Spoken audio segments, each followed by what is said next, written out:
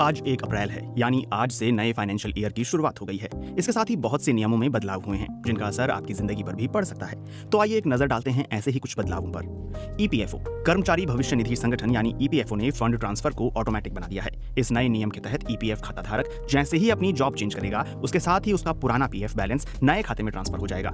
यानी नई नौकरी शुरू करने पर आपको पीएफ बैलेंस ट्रांसफर करने के लिए ईपीएफओ को अर्जी देने की जरूरत नहीं होगी। ये ऑटोमेटिकली आपके नए नियोक्ता के खाते में जमा हो जाएगा।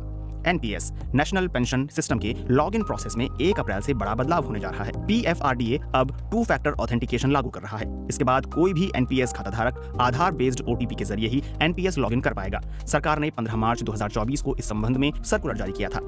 नई टैक्स रिजीम 1 अप्रैल 2024 से नई tax regime default tax regime के रूप में लागू होने जा रही है। इसका मतलब ये है कि अगर आप खुद पुरानी टैक्स रिजीम नहीं चुनते हैं तो आपका इनकम टैक्स नई टैक्स व्यवस्था के मुताबिक ही कैलकुलेट किया जाएगा। नई टैक्स प्रणाली के तहत टैक्स ब्रैकेट में कोई बदलाव नहीं किया गया है। यानी अगर आपकी सालाना आय 7 लाख रुपए या इससे कम है तो आपको नई टैक्स रिजीम के तहत कोई इनकम टैक्स नहीं देना होगा।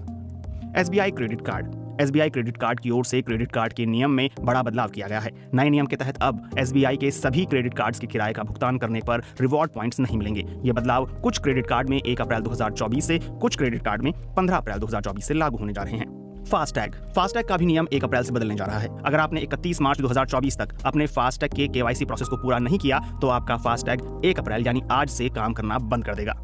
लीव इनकैशमेंट, अभी तक प्राइवेट सेक्टर के कर्मचारियों को लीव इनकैशमेंट पर 3 लाख रुपए तक की छूट दी जा रही थी, लेकिन अब सरकार ने इसे बढ़ाकर 25 लाख कर दिया है। आपको बता दें कि इस टैक्स बेनिफिट का लाभ कर्मचारी को तब मिलेगा जब वो नौकरी बदलेंगे या फिर रिटायर होंगे। वहीं अगर आप नौकरी के दौरान छुट्टी की जगह कैश ले रहे हैं तो इस लीव इनकैशमेंट पर आपको टैक्स भरना पड़ेगा, क्योंकि इसे भी सैलरी का हिस्सा माना जाता है।